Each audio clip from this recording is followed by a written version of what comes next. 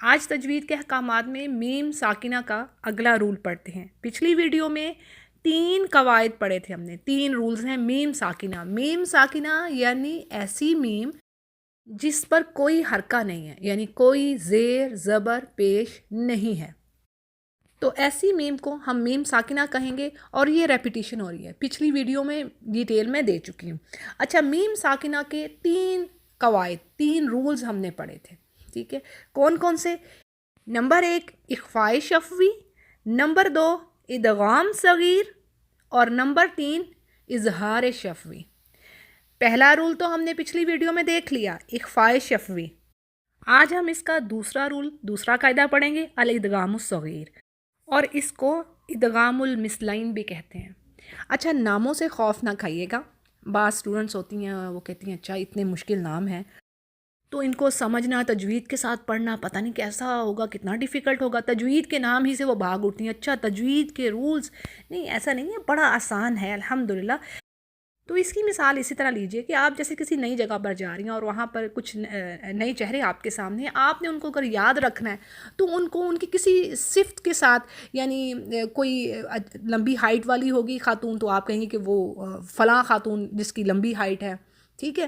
تو اسی طریقے سے یعنی یہ اس کی کوئی صفت ہے جو آپ نے یاد رکھی، تو ان رولز کا بھی یہی حساب ہے، یعنی آپ نے ان کے ناموں کی طرف نہیں جانا، آپ نے ڈیٹیل دیکھنی ہے کہ ان کو ان کی کس پراپرٹی، کس صفت کی بنا پر ہم یاد رکھیں گے۔ اب ادغام الصغیر، صغیر چھوٹا اردو میں بھی ہم کہتے ہیں، ٹھیک ہے؟ ادغام آپ نے پڑھا ہوا ہے، ادغام کا مطلب کیا ہے؟ ملانا، داخل کرنا، مرج کرنا، ٹھیک ہے نا؟ مرج کرنا، لیکن صغیر چھوٹا، تو اب اس میں کیا ہے، بس یہ ہم چیز دیکھیں گے۔ اور یہ جو مثلین ہے یہ بھی ہم اردو میں پڑھتے ہیں، مثال آپ پڑھتی ہیں نا اردو میں کہتی ہیں، تو یہ مثلین یعنی ایک ہی جیسے، یعنی ایسے 2 حروف ہیں جو ایک ہی جیسے ہوں گے۔ یہ ہے یاد کرنے کا ایک، آپ کہہ لیں کہ ٹرک ہے، اس کو ذہن میں رکھیے۔ اچھا جی، اب اس کو ہم دیکھتے ہیں، اس کی تعریف لغہ میں کیا ہے؟ الادخال، داخل کرنا، ملانا، لغت میں اس کی تعریف ادغام کی۔ اچھا جی، پھر کیا آ رہی ہے؟ اصلاح میں اس کی کیا تعریف ہے؟ حرف ساکن، یعنی ایک حرف ساکن ہے اور دوسرا حرف متحرک ہے۔ سمپل الفاظ میں اس طرح لیجئے کہ ایک میم ساکن ہوگی اور دوسری میم حرکت والی ہوگی۔ اب اس طرح کی 2 میم اکٹھی آ جائیں گی تو ہم کیا کریں گے؟ ان دونوں میموں کو آپس میں ملا دیں گے، شامل کر دیں گے ایک دوسرے میں، ادغام کر دیں گے۔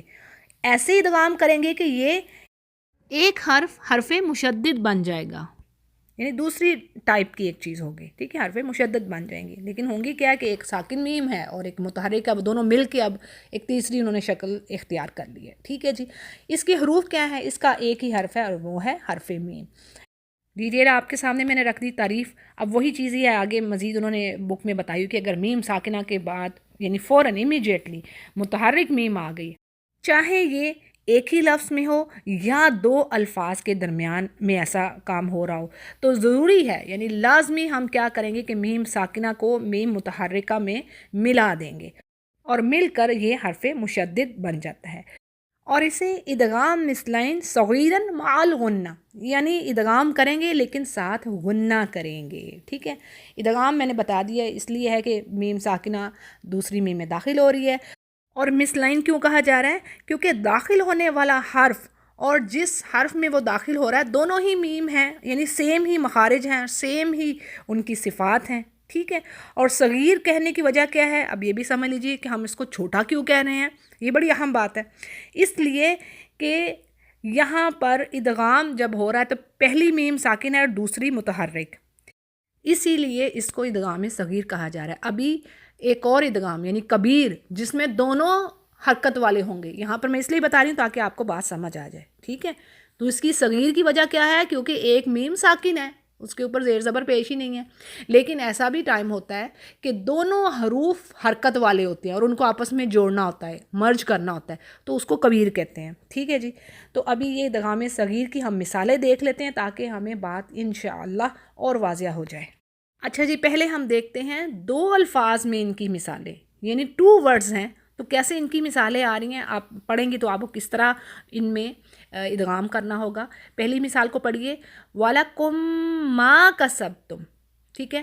دیکھیے کم کی میم کو دیکھیے, میم ساکن ہے نا, اس کے اوپر کچھ بھی نہیں ہے, اور دوسری میم حرکت والی ہے, متحرکہ ہے, تو ہم کیا کر رہے ہیں, ہم مرج کر رہے ہیں. وَلَكُمْ مَا كَسَبْتُمْ, صحیح ہے, یعنی یہاں پر ہم غنہ کے ساتھ ان کو مرج بھی کر رہے ہیں, ایک میم کو دوسری میم میں داخل بھی کر رہے ہیں, اور ساتھ ہم غنہ بھی کر رہے ہیں. ٹھیک ہو گیا. دوسری اگزامپل دیکھیے, وَرَزَقْنَاهُمْ مِنَ الطَّيِّبَاتِ. ٹھیک ہے, ہم دیکھیے میم ساکن ہے, ٹھیک ہے, اور اگلی میم جو ہے متحرک ہے. ہم من الطیبات, ہم کیا کر رہے ہیں, ہم مرج کر کے غنہ کر رہے ہیں. ہو گیا کلیئر. تیسری اگزامپل کو دیکھتے ہیں, وَكَم مِّن مَلَک.